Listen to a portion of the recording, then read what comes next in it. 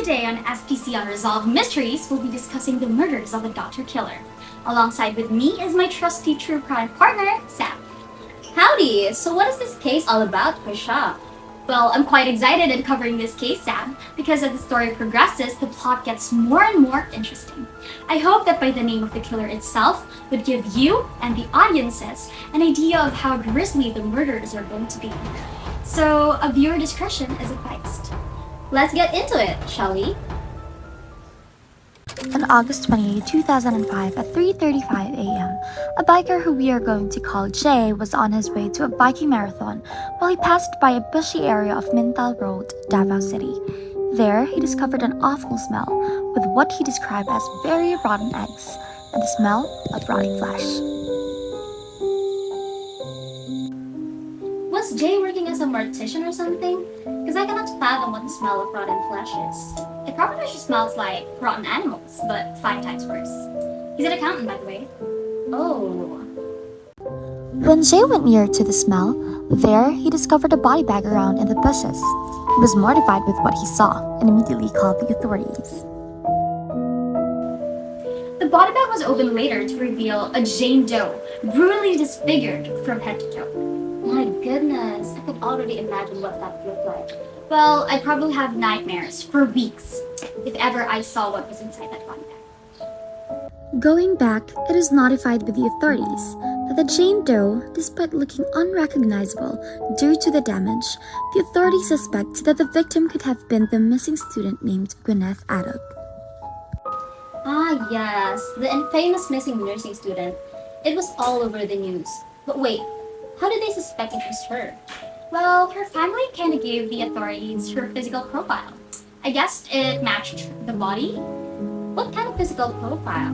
The body was severely disfigured beyond recognition. The authorities took several measurements. Gwen stands 1.60 meters. Her arm was 63 cm long, and her leg was 92 cm long. They also took her head circumference of 56 cm, chest circumference of 80.5 cm, and a waist circumference of 69 cm. Lastly, one that helped the authorities suspect that it was really Gwen was her dental records. Gwen has 29 teeth and is wearing a braces. Perfectly matched. Although I believe they did a DNA test to confirm since technology here is much better compared to the 80s. And it was confirmed in the DNA test, it was confirmed. But how did it come to this? Why was she killed? We'll get to that in a second. Upon confirming with the measurements and DNA tests done, Gwyneth's body was then examined by the examiner, only to discover that her trunk area was precisely stitched close, meaning she was already opened before. Upon further examination, they found out that a few of her organs are missing. So, she was trafficked? And what kind of stitching was it? Probably not, as the story progresses. I don't know what kind of stitching it was. What I know is that surgical stitches are only made by doctors for the most part. Nurses don't stitch up wounds. So that was the first clue? Yes, that is the first clue. Anyway, let's get back to the story. Upon further investigating Gwyneth's case, CCTV footage was retrieved showing Gwyneth's whereabouts the day before she went missing. In the footage, it was seen that she was talking to someone on the phone while preparing to leave the premises. In another angle, it was seen that she was entering her car before driving off. Well, it was the last time she was seen up until her body was retrieved in the woods. Her car is yet to be found. Now I have questions. First, who she was talking to on the phone, and second, where her car was. Well, that's the problem. Nobody knew where her car was until now. Until now? Yes, until then. Some say it was scrapped or it was drowned in the lake, while others say the killer could have taken off and drove it. Dang, that's crazy. While all the media was busy eating up Gwyneth Adams' case, not more than 2 weeks later, another nursing student went missing. And 3 days later, that same nursing student was found dead. A September 12, 2005, the body of Rosal Rada was found after being missing for 3 days. Unlike Gwyneth, Rosal's remains were found in a bushy area in a private subdivision. One of the residents who lived near the site complained that there's an unusual smell in the area. Upon further investigation, she found that there was a suspicious-looking suitcase. There, stuffed in the body of a missing girl, severely disfigured. So they identified the remains with her family's physical profile description? Yes, her anthropometric measurements and that of the remains were perfectly matched. Yes, when calculated, the body that was found stands 1.61 meters tall with an arm and length of 66 cm and 92 cm long respectively. The head was 54 cm, a chest circumference of 83 cm, and a waist circumference of 68 cm. Supporting with the dental records, the body could be Rosal's, as she has 30 teeth with a crowning on her upper teeth, and of the remains were perfectly matched, and it was also further confirmed via DNA testing. Okay, so how was Gwyneth and Rosal's murders interconnected? Oh, it was easy. Rosal had the same stitches in her truncal area, the same as Gwyneth's. So, she was trafficked as well? No, Rosal's organs were perfectly intact. Huh. So, the killer wanted to fake the authorities that they were traffickers. Maybe. Okay, then who's the next victim? On October 12, 2005, 1 month after discovering Rosal's body, another student was reported missing. Only this time, it wasn't until 2 weeks after she was reported missing until they found her body. The body of Maxine Chua was found inside a floating heavy-duty container in the Bangkirahan River. What's worse was her body was chopped into pieces to fit the container. Oh my gosh, I know, right? It just gets brutal and brutal from here. So how were they able to identify her? Well, her face was recognizable. They made sure that the other parts were hers by measuring her. After estimation, the body could be 1.63 meters tall, with an arm of 70 cm long and a leg of 90 cm long. The circumference of her head is 55 cm, and the chest is 91 cm, and the waist is 66 cm. Upon checking the dental records, it is highly likely to be Maxine Chua, and she also has 29 teeth. She was wearing braces and multiple extracted teeth. They also did a DNA test to confirm.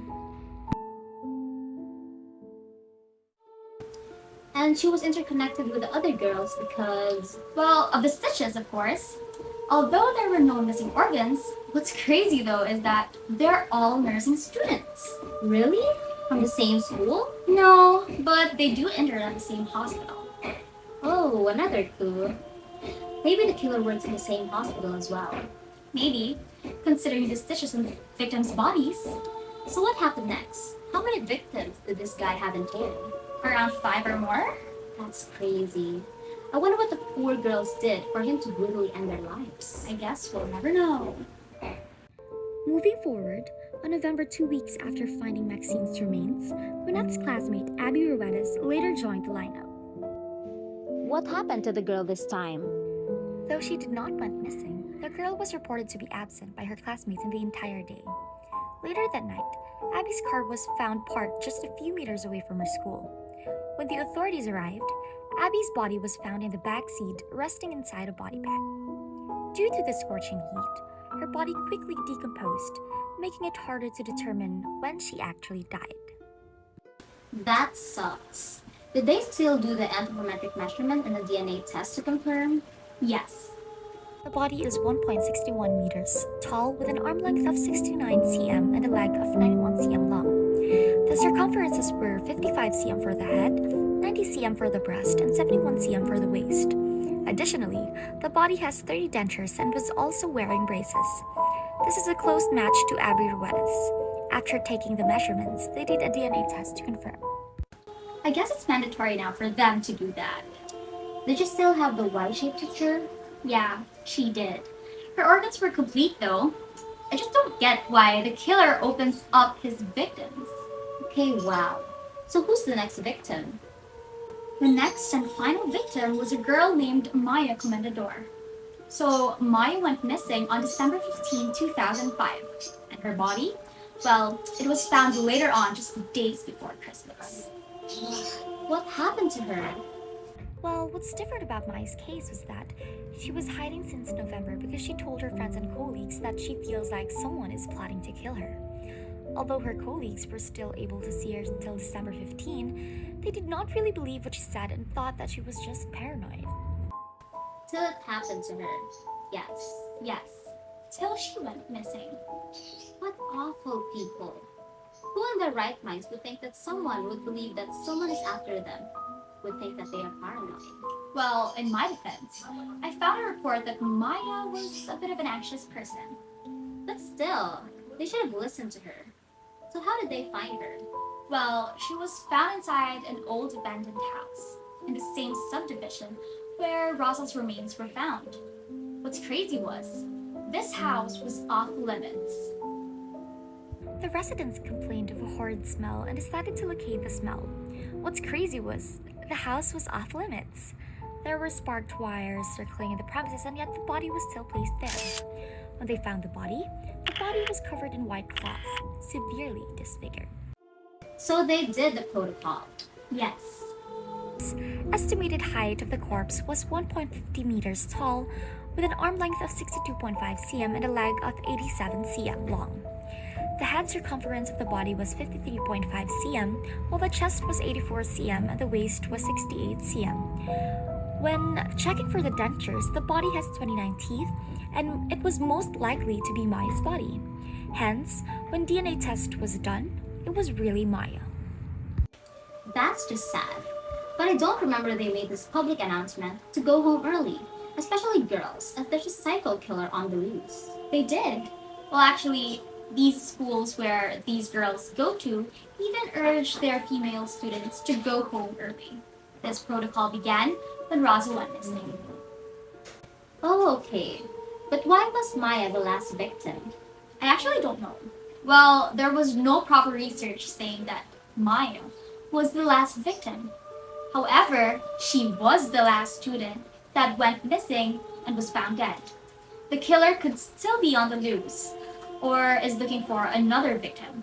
Or maybe he's waiting for someone who did him wrong before making a strike. Now we move towards the suspected killers. We have 3 potential killers or suspects in this case. Each have specific connections to the students. We have suspect number 1, Jean Glidel Oplado. She is a doctor, but worked as a clinical instructor, where she handled victim Rosal as her student. According to Rosal's classmates, Jean and Rosal didn't go along really well. Rosal was the type of student who opposes Jean despite being the clinical instructor. She was known to have stubbornness and stands on what she believes in, despite it being opposing to the other party, and Jean hated that part. Apart from that, since Glidel is a doctor who studied in the States, she's able to do this Y-shaped stitch. The same stitch that we saw from all of the victims' bodies. Furthermore, her heels were found on the crime scene, which linked her due to the DNA present. The shoe that was found was a red high heels with a size of 39. She was taken for an interview. She stands 1.64 meters tall with an arm length of 62 cm and a leg height of 94 cm long. Her head circumference was 52 cm, her chest was 113 cm, and her waist was 97 cm. She's a tall woman and has a bigger build compared to the victims. There's a big possibility that she did it. There is. Although the only issue is that she does not know the other victims. She also reported that the shoe found on the crime scene were stolen months ago. And the time in between Rosal's disappearance and her body was found, well, Glidel was not in the country. Still sketchy though. Why did she leave the country? Her husband needed her. Maybe it was the husband? Maybe the two of them. Maybe. There were rumors circulating before that Jean's husband was quite the ladies' man, and that he'd been linked to almost all of the victims before while being married to Glidel. That's sick. Especially since one of them is Glidel's student. Well, it was just a rumor though. Never been confirmed. Almost all of the doctors in this hospital had an affair with their staff, and, well, students were much easier targets since they're more vulnerable to them, which is sad. Now that's just disgusting. Moving on to the next suspected killer, we have Dr. Francis Surigao. He stands 1.60 meter tall with an arm length of 69 cm and a leg length of 91 cm long. His head circumference was 56 cm and his chest was 83 cm and his waist was 77 cm. When asked for his shoe size, he also had the same size with the first suspect, 39. And it was also believed that if Glidel didn't commit the crime, someone must have stolen and used her shoes. Dr. Francis is known for his unusual closeness to the student nurses or interns, particularly Abby and Gwen. According to Abby and Gwen's classmates, Dr. Francis Surigao has indeed a soft spot for these two ladies. They even identified Abby and Gwen as Dr. Francis Surigao's two favorite ladies. Favorites? Why is he the primary suspect in the brutal murder of these two then? Here's the hot take of this issue. According to the staff of the hospital, they saw Gwen and Abby leaving a particular room in the hospital, sobbing. Yes, both of them were crying, and together with them was Dr. Francis. How calm were the other students who were not alarmed with the situation? According to the classmates of Abby and Gwen, that was not the first time that Dr. Francis asked for only Abby and Gwen to be with him in a hospital's room. According to him, both Abby and Gwen needed more lessons about the hospital's rules than them. But when they saw Abby and Gwen leaving the same area with him, crying, they knew something was not going right. Until they heard from the staff that the CCTV caught Dr. Francis sexually abusing the two girls. The student did not see the actual footage, but the issue was all around the hospital. And it was also mentioned that the footage is under the National Police at this point. That's just horrible. But why is he still working in the hospital when there's an actual footage? Like, the hospital could have done something, right? Well, I guess his connections made him stay in his position for a while. The hospital broadcasted that everything about his issues with the two victims was just a rumor. And also, according to the rumors, Dr. Francis threatened both the victims to never tell a single soul, especially his wife, about the abuse. the family and close friends of Gwen believe that it was Dr. Francis who called her not long before she was murdered. According to Gwen's mom, Gwen was restless a week before her death and was always mentioning a girl named Lana. And guess what? Lana is Dr. Francis' wife. I'm having goosebumps right now, but how about Abby? Was there any sentiment from her family and friends that can be connected with the primary suspects? Well, according to Abby's family, Abby was not really that open to them about her personal life. She also owns her own place and is living alone. But the day before Abby was murdered, she visited her family and bonded with them. It was new to them, but they cherished the moment. It was a rare moment, according to them. The father of Abby also mentioned that when Abby was about to leave to go back to her place, she was teary-eyed and said these final words, "I'm sorry, Dad, I will fix this." Furthermore, the sister accidentally stalked Abby's second account on Facebook, and she saw cryptic posts about family affairs and third-party issues. So you're telling me that both victims were planning to tell their affairs and the abuse committed by Dr. Francis to his wife? That is also the reason why Gwen kept on mentioning the name of Dr. Francis' wife. And the last line of Abby was, "I will fix this." Maybe a big meaning. Both victims were not as active as they were with school. The classmates of the victims also observed that both of them were avoiding hospital duties. And here's the biggest plot. Both victims happened to be last seen inside their cars. And according to the students, one thing about Dr. Francis is that he loves to broadcast with the interns and staff in the hospital, and that he loves to collect cars. And that they heard him ask the victims before about the engine and the materials they're using with their cars. Well, That is according to Abby and Gwen's classmates. Now that's just... I can't even make words. Well, I'm actually speechless. However, Dr. Francis is still not proven guilty. So we're still waiting for the court's decision as the evidence is still in fact circumstantial. Hard to prove that he's guilty, but for now, we can only ask, what actually happened to Abby and Glenn? Now, that's in the way, but we have our last prime suspect for this case. Dr. Tristan Xavier Asistido, a famous cardiothoracic surgeon, although he's been through a few scandals, especially since he's been seen as someone very close to Dr. Francis. Dr. Tristan stands 1.62 cm tall with an arm length of 70 cm and a leg length of 92 cm long. His head circumference was 56 cm and his chest was 81 and his waist was 85 cm. His shoe size was also 39. Oh wow! Who has he been linked to? Maxine Chua and Maya Comendador. They were his favorite students, for which he stated to be one of his colleagues. They were exceptional students, especially those of which I performed a cardiac surgery, and the two of them were scrubbed in to assist. Is that really just the reason why he's fond of them? Well, according to the classmates of Maxine and Maya, Dr. Tristan really loved the idea of seeing both girls together. Well, given that both Maxine and Maya were really good friends. The classmates of the victims also mentioned that even though Dr. Tristan always praises Maxine and Maya, it was still highly evident that Maxine is his real favorite. At some point, they thought Maxine and Dr. Tristan were in a relationship, but they chose to disclose their opinions because Dr. Tristan is a married man. Again? Another affair allegations? Any more details about the case? We need more. Another thing is that, according to the staff at the hospital, Dr. Tristan was seen many times going out with Maxine.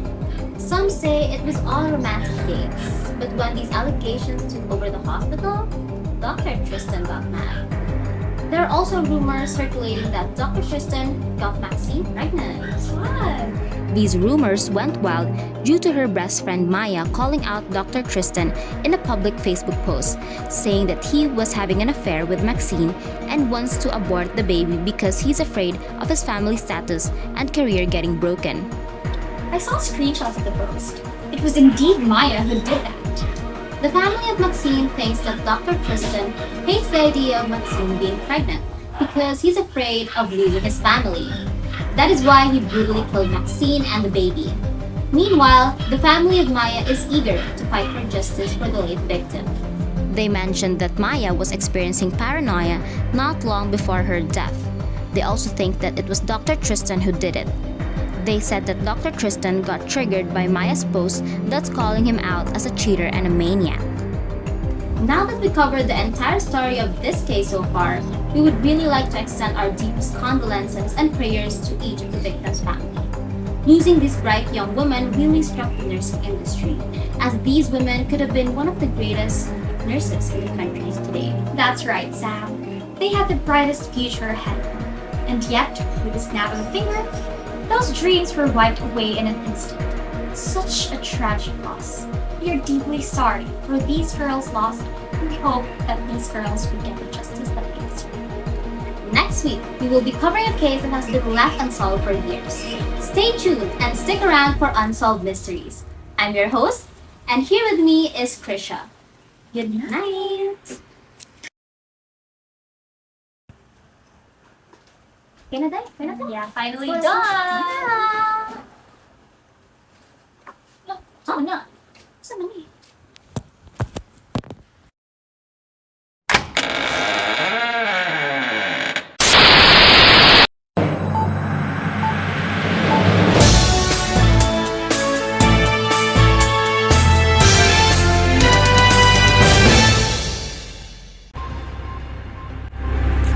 In today's news, we are sad to announce that famous YouTuber Krisha Albia and Isa Gallego have suddenly went missing after uploading their video last week. According to their friends and family, the two informed that they are going on a trip to cover a story that they are going to present in their later video. Although, after 3 days since leaving their place, the two no longer message their friends or family for updates, and when they try to contact them, both of their phones were unattended. Here we have the information and measurements of the missing girls. First, we have Krisha Ann Albia, age 20 years old, sex is female. She has a height of 1.55 meters, a shoe size of 7, and for the additional info, she has a head circumference of 52 centimeters, a chest circumference of 84 centimeters, a waist circumference of 65 centimeters, an arm length of 63 centimeters, and a leg length of 92 centimeters.